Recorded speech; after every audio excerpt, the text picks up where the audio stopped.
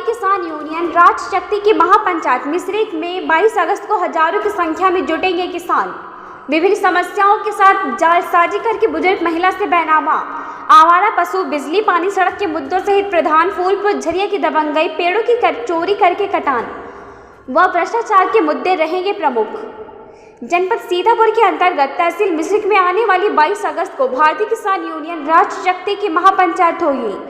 विभिन्न मुद्दों को लेकर हजारों किसान पहुंचने की उम्मीद। जुबैदा खातून निवासी मोहल्ला थोक मिश्रिख की फूलपुर झरिया स्थित भूमि को फूलपुर झरिया के प्रधान व अन्य द्वारा जालसाजी करके बैनामा करना, महिला को अगवा करके तथा बंधक बनाने समेत आवारा पशुओं, प्रधान द्वारा चोरी से पेड़ों की कटाई, विकास कार्यों में धांधली, रिश्वतखोरी, भ्रष्टाचार, राजस्व कर्मियों की भूमाफियाओं से साठगांठ, पुलिस प्रशासन द्वारा भूमाफियाओं का संरक्षण आदि रहेंगे प्रमुख मुद्दे। जनपद सीतापुर की मिश्रिख तहसील में आने वाली 22 अगस्त को भारतीय किसान यूनियन राष्ट्रीय शक्ति की महापंचायत की जाएगी। यह जानकारी पत्रकार वार्ता के दौरान संगठन के प्रदेश महासचिव जुबैर अहमद अंसारी ने दी है। उन्होंने कहा कि मिश्रिख तहसील के प्रशासन व राजस्व कर्मी पूर्ण रूप से बेलगाम हो चुके हैं। भूमाफियाओं का बोलबाला है। पुलिस प्रशासन भी भूमाफियाओं को पूर्ण रूप से संरक्षण दे रहा। इलाके की जुबैदा खातून का खेत ठेके पर लेने के बहाने बैनामा करवा दिया जाता है। उनको एक भी पैसा न दिया जाना, अगवा करके 1 माह तक बंधक बनाए रखना दुर्भाग्यपूर्ण है। इसके अलावा बिजली, पानी, सड़क, फूलपुर झरिया की ग्राम सभा में प्रधान द्वारा लूट व विकास कार्यों में धांधली, आवारा पशु समेत तमाम जन सरोकारों को लेकर राष्ट्रीय अध्यक्ष उमाशंकर यादव के नेतृत्व में विशाल किसान महापंचायत आने वाली 22 अगस्त को होगी, जिसमें हजारों की संख्या में किसान मजदूर साथी आएंगे और मिश्रिख प्रशासन से अपने हक की मांग करेंगे। अधिक से अधिक किसानों को इस महापंचायत में पहुंचने की अपील भी की है। रिपोर्टर कृष्ण मुरारी शर्मा।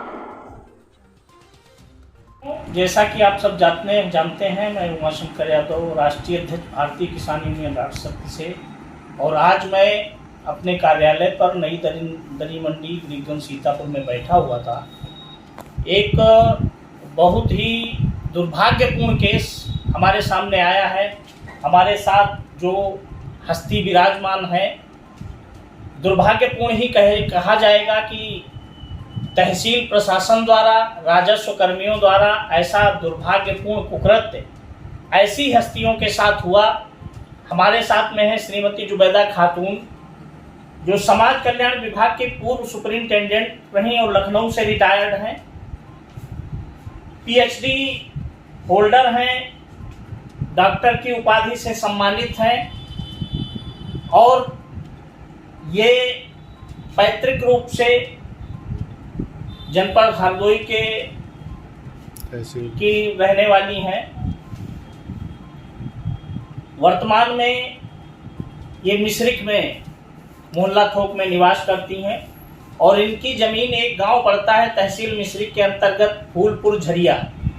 उसी गांव में इनकी जमीनें थीं, जिनको रजनीकांत पुत्र सत्यपाल निवासी ग्राम झरिया, मजरा, फूलपुर, परगना, औरंगाबाद थाना नीमसार तहसील मिश्रिख, शिवपूजन पुत्र सिरदार निवासी ग्राम झरिया, मजरा, फूलपुर, परगना, औरंगाबाद थाना नीमसार तहसील मिश्रिख, कैलाश पुत्र सिरदार निवासी ग्राम झरिया, मजरा, फूलपुर, परगना, औरंगाबाद थाना नीमसार तहसील मिश्रिख, राकेश पुत्र मंगू निवासी ग्राम झरिया, मजरा, फूलपुर, परगना, औरंगाबाद थाना नीमसार तहसील मिश्रिख, सत्यपाल पुत्र सिरदार निवासी ग्राम झरिया, मजरा, फूलपुर, परगना, औरंगाबाद थाना नीमसार तहसील मिश्रिख, गौतम रावत पुत्र जगदीश प्रसाद निवासी नंदपुर चिन्हट लखनऊ, मोहनलाल पुत्र भूधर निवासी ग्राम झरिया, मजरा, फूलपुर, परगना, औरंगाबाद थाना नीमसार तहसील मिश्रिख, गोविंद पुत्र नारायण निवासी ग्राम अरबापुर, परगना, औरंगाबाद थाना नीमसार तहसील मिश्रिख, जनपद सीतापुर, और दीपक पुत्र शिवराम निवासी ग्राम महमूदपुर, परगना, औरंगाबाद थाना तहसील मिश्रिख, जनपद सीतापुर। इन लोगों ने ठेके के नाम से जमीन लेने की बात कह के रजिस्ट्री ऑफिस में साठगांठ करके बैनामा करवा लिया। उक्त प्रकरण उजागर न हो, इसलिए पीड़ित महिला जो कि एजुकेटेड हैं। और कहा कह दीजिए पूरा पैसा मिल गया है, पूरा पैसा मिल गया है। और पीछे से आवाज़ आ रही है कि 18 लाख रुपया हमने इनके पासबुक पे जमा कर दिया।